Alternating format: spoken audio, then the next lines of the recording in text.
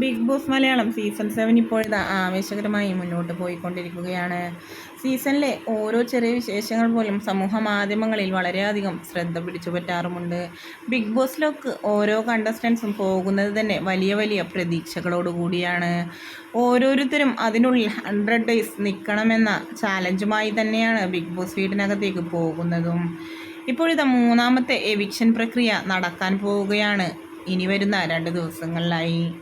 ആരായിരിക്കും ഈ ആഴ്ച ബിഗ് ബോസ് വീടിനോട് വിട പറയുക എന്ന സംശയത്തിലാണ് ബിഗ് ബോസിൻ്റെ ആരാധകർ ഒന്നടങ്കം. എന്തു തന്നെയായാലും അർഹതയില്ലാത്തവർ പുറത്തു പോകാതിരിക്കട്ടെ എന്നാണ് ആരാധകർ ഒന്നടങ്കം വ്യക്തമാക്കുന്നത്.